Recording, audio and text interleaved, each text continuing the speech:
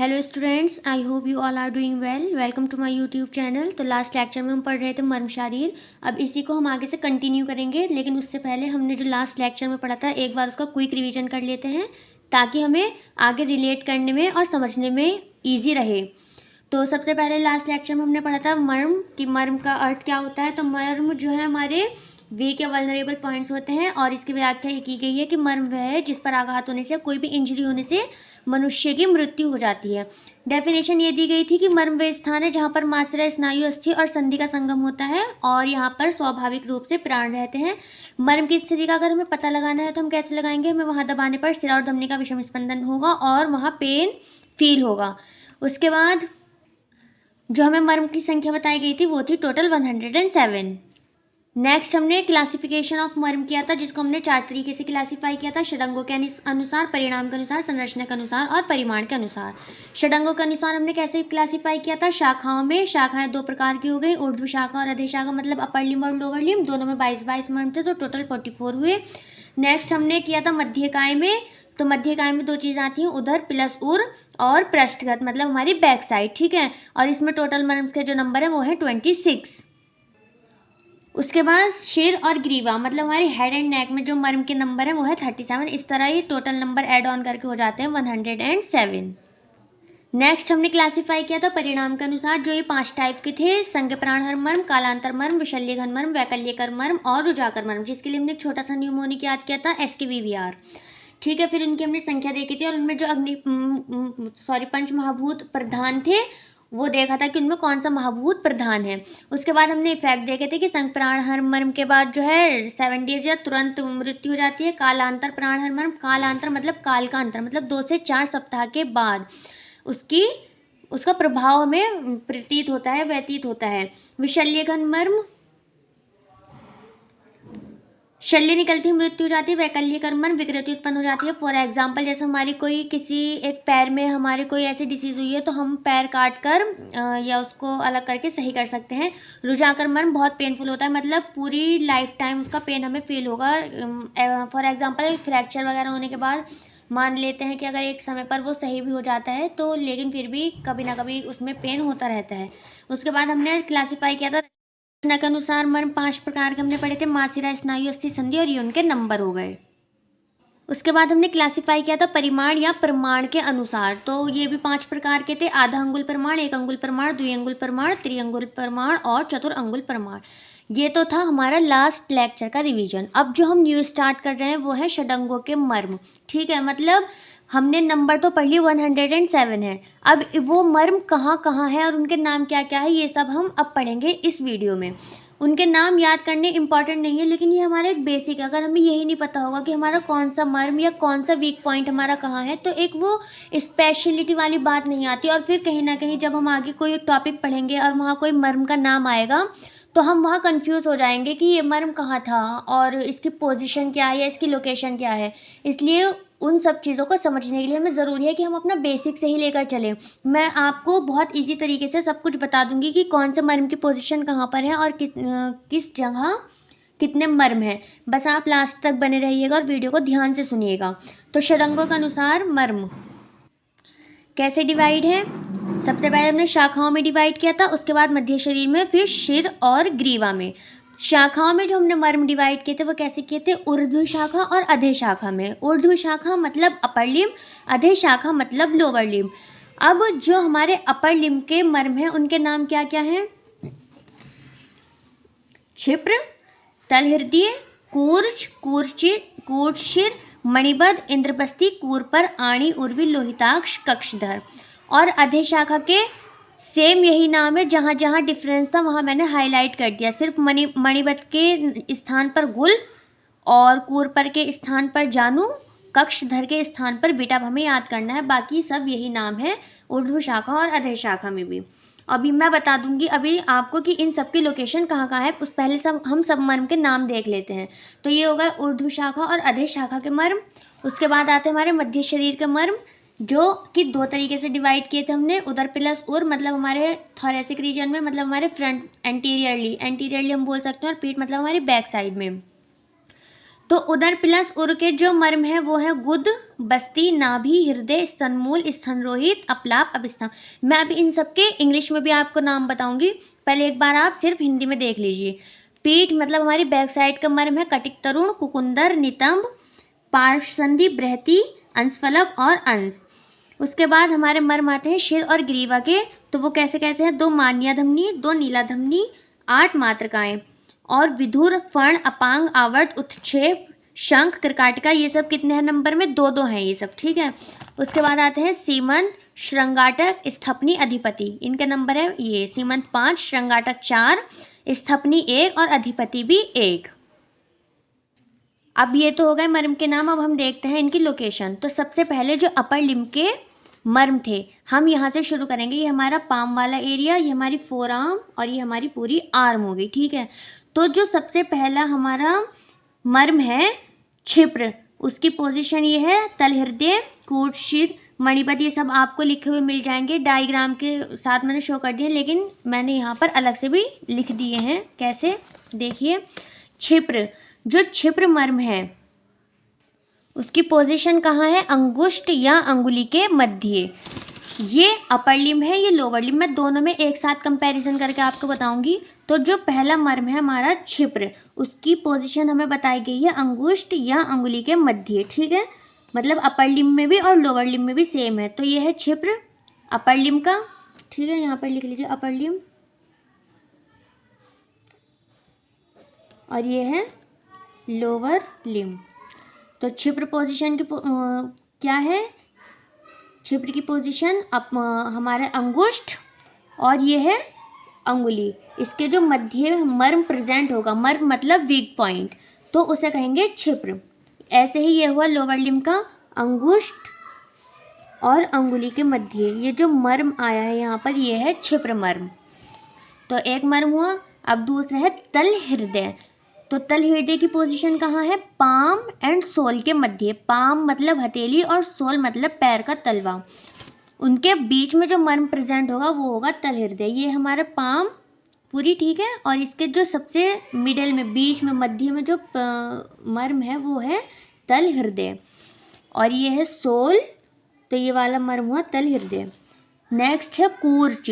तो क्षिप्र मर्म के ऊपर, कूर्च कहाँ प्रेजेंट होगा, क्षिप्र मर्म के ऊपर। और क्षिप्र कहाँ था, अंगुष्ठ या अंगुली के मध्य क्षिप्र था, और इसके जस्ट ऊपर कौन सा मर्म प्रेजेंट होगा, कूर्च। इसी तरह अब लोअर लिम्ब में देखिए, ये था क्षिप्र मर्म और इसके जस्ट ऊपर कौन सा मर्म है, ये वाला कूर्च, ठीक है। नेक्स्ट आता है गुल्फ या मणिबद्ध। गुल्फ बोलते हैं एंकल को और मणिबद्ध बोलते हैं रिस्ट को। तो एंकल जॉइंट, सॉरी एक मर्म रह गया कूट शिर। कूट शिर कहाँ होगा, रिस्ट एंड एंकल पर प्रेजेंट होगा। रिस्ट मतलब हमारी कलाई और एंकल हमारा टखना। तो कूट शिर की पोजीशन देख लीजिए, ये है, ये हमारा पूरी पाम हुआ, पाम के ऊपर ये रिस्ट, तो यहाँ पर हुआ कूट शिर। और इसी तरह लोअर लिम्ब में कूट शिर की पोजीशन है ये, ठीक है। नेक्स्ट है गुल्फ या मणिबद्ध। गुल्फ मतलब एंकल और मणिबद्ध मतलब रिस्ट। तो जो ankle joint and wrist joint पर प्रेजेंट होंगे मर्म वो कौन से होंगे, गुल्फ या मणिबद्ध। अब देख लीजिए, ये है हमारी ankle joint, sorry wrist joint.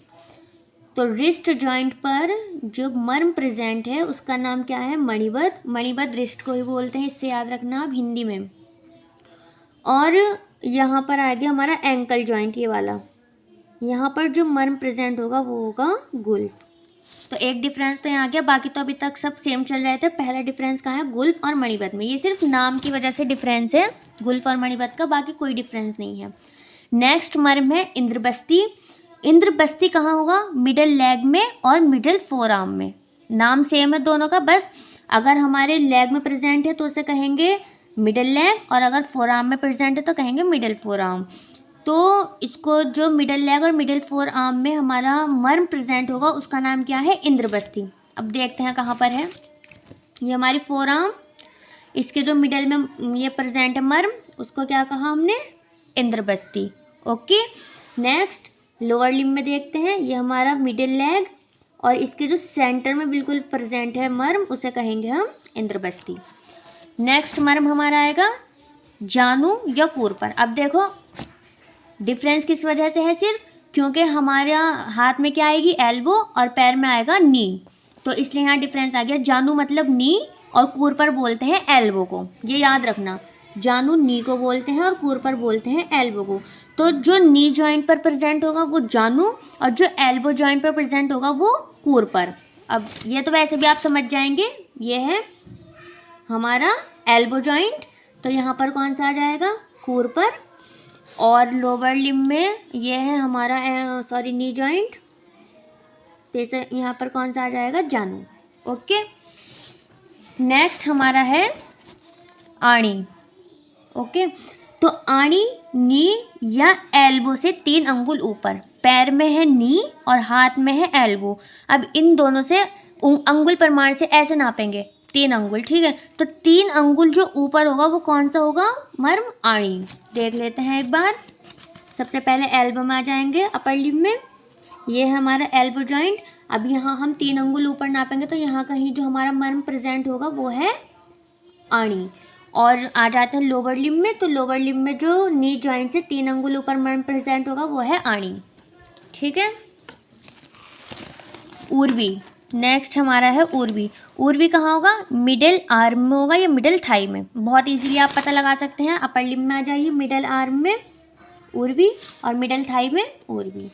Next है लोहिताक्ष, कहाँ होगा, बिलो शोल्डर जॉइंट या बिलो हिप जॉइंट। ये तो हम पता नहीं लगा सकते, मतलब ऐसा हम इसकी एग्जैक्ट लोकेशन नहीं दे सकते, लेकिन हम एक अंदाज़ा, एक आइडिया से हम यहाँ लिख सकते हैं, ठीक है। तो ये जो हमारा हुआ नेक्स्ट लोहिताक्ष, ये है बिलो शोल्डर जॉइंट और इसी तरह लोअर लिम्ब में हुआ बिलो हिप जॉइंट। मतलब आप जब बॉडी पर देखेंगे तो आपको इजीली पता चल जाएगा। यहाँ थोड़ा ड्रॉ करना टिपिकल था तो मैंने इसलिए ऐसे ही शो कर दिए, सिर्फ समझाने के पर्पज़ से। नेक्स्ट आता है हमारा विटप या कक्षधर।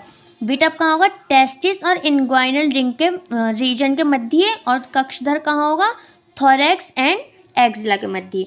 तो ये भी बॉडी में आपको इजीली मिल जाएंगे, लेकिन यहाँ थोड़ा पेपर पे थोड़ा इनको डायग्राम ड्रॉ करना थोड़ा टिपिकल था, तो मैंने बहुत ऐसे ही आपको शो करवा दिए इजी तरीके से। तो जो विटप है लोअर लिम्ब में वो कहाँ है, टेस्टिस और इनग्वाइनल रीजन के मध्य, और अपर लिम्ब में आ जाए तो कक्षधर कहाँ होता है, थोरैक्स और एक्सिला के मध्य। अब आप एक बार इनको अच्छे से पढ़ेंगे तो आपको याद हो जाएंगे, और बस याद मतलब रटने की इनको ज़रूरत नहीं है, आप इनके नाम को याद करिए और इनकी लोकेशन को 2-3 बार पढ़ेंगे, या समझ के सिर्फ एक बार भी अगर आपने पढ़ लिया तो आपको बहुत ईजीली ये लर्न हो जाएंगे, और कोई टिपिकल चीज़ नहीं है ये। एक बार और रिवाइज करवा देती हूँ।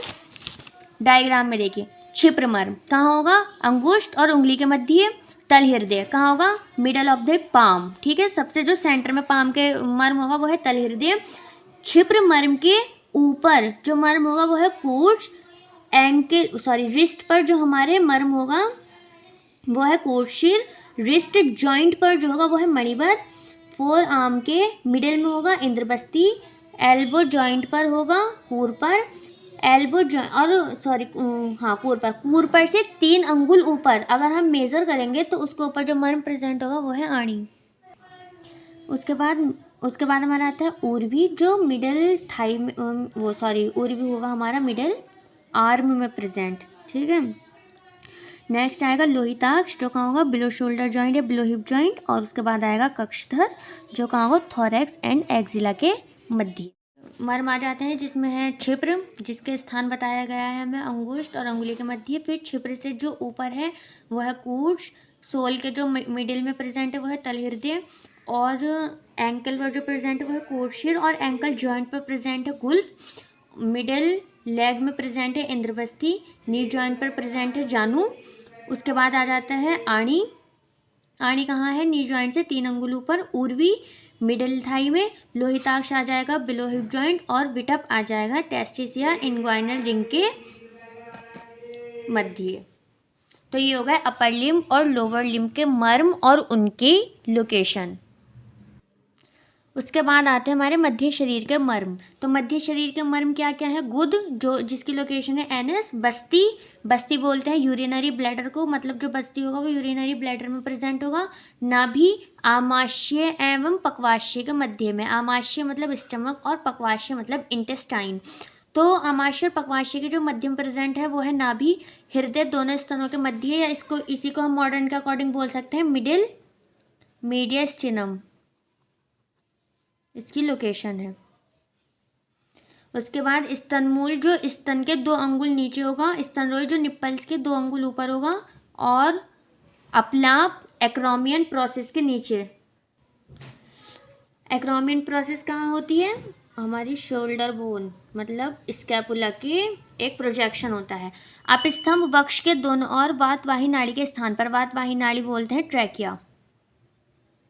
ट्रैकिया के स्थान पर प्रेजेंट होगा अपस्तंभ।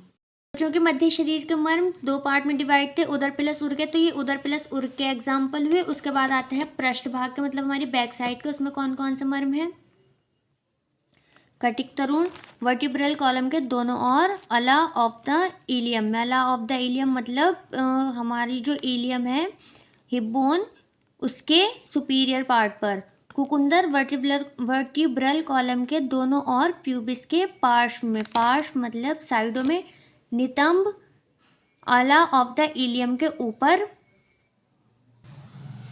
और पार्श्व संधि, जघन पार्श्वों के मध्य में। जघन मतलब थाई और पार्श्व मतलब साइड। तो जो थाई की साइड्स हैं उनके मध्य में प्रेजेंट होंगे पार्श्व संधि। बृहति आएगी वर्टिब्रल कॉलम के दोनों ओर, स्तन मूल की दिशा में पीछे। मतलब जो हमारी वर्टिब्रल कॉलम है स्तन मूल की बिल्कुल पीछे, ये हमारा हुआ स्तन मूल यहाँ। तो इसके पीछे इसकी सीध में जो आएंगे वो है बृहति। उसके बाद है अंशफ्लक, वर्टिब्रल कॉलम के दोनों ओर, स्पाइन ऑफ स्कैपुला से संबद्ध। और अंश है हेड ऑफ ह्यूमरस और क्लेविकल के मध्य में। क्लेविकल या यहाँ ग्रीवा भी लिख सकते हैं, ग्रीवा के मध्य में। तो ये हुए हमारे बैक साइड के मर्म। उसके बाद नेक्स्ट आते हैं शिर और ग्रीवा के मर्म, मतलब हेड और नेक के मर्म। तो धमनी, धमनी 2 प्रकार की बताई गई है, नीला और मान्य। तो ये वाले मर्म कहाँ प्रेजेंट होंगे? ट्रैकिया के दोनों ओर। उसके बाद आएगी मातृका या कंठशिरा, ग्रीवा के दोनों ओर स्थित सिराएं। कृकाटिका की लोकेशन कहाँ होगी? शिर और ग्रीवा की संधि पर। जो हमारी हेड और नेक उसकी जो जॉइंट है उसका जॉइंट पर प्रेजेंट होगी कृकाटिका। विधुर होगी कर्ण के पीछे, अध और। कर्ण मतलब कान के पीछे और अधे मतलब नीचे, नीचे की ओर जो प्रेजेंट होगा वो है विधुर। फण, घ्राण मार्ग के भीतर दोनों ओर। घ्राण मार्ग मतलब हमारा नेजल मार्ग, nasal route. Apang, eye lashes के अंत में नीचे, आंखों से बाहर की ओर। आवृत, आई लैशेस के अंत में ऊपर ही, निम्न भागों में। आई लैशेस के अंत में ऊपर ही, ऊपर की साइड और नीचे वाले पार्ट में। उत्क्षेप, शंख के ऊपर, केश मतलब हेयर्स समाप्त होने के स्थान पर। शंख, आई लैशेस के सिरों के ऊपर, कर्ण और मस्तिष्क के बीच में। सीमंत आएगा सिरा का विभाजन करने वाली 5 संधियों के स्थान पर। और सीमंत, श्रृंगाटक। ईएनटी एंड आई, ईएनटी मतलब ईयर नोज टंग और आई का संतर्पण करने वाली सिराओं के मध्य सिरा सन्निपात के स्थान पर। मतलब इनका जो संतर्पण करेंगी सिराएं उनकी संगम के स्थान पर होगा ईएनटी, और आई का संतर्पण करने वाली सिराओं के स्थान पर श्रृंगाटक। स्थपनी, ये बहुत इंपॉर्टेंट है, इस पर शॉर्ट क्वेश्चन भी आ जाता है कि इसकी लोकेशन कहाँ है। तो यह दोनों भौं के मध्य में, मतलब जो हमारी आईब्रोज हैं दोनों उनके बिल्कुल मिडल में प्रेजेंट होगा स्थपनी। अधिपति, मस्तिष्क के भीतर की ओर, सिरा और संधियों का सन्निपात, बालों का आवृत। ये सब षडंगों के अनुसार मर्म थे और ये इंपॉर्टेंट भी है, और आपको अब एग्जैक्ट लोकेशन इनकी पता चल गई है। नेक्स्ट क्लासिफिकेशन हम दूसरी वीडियो में पढ़ेंगे। तब तक के लिए अगर आपको वीडियो पसंद आई हो तो वीडियो को लाइक कीजिएगा, शेयर कीजिएगा, चैनल को सब्सक्राइब कीजिए।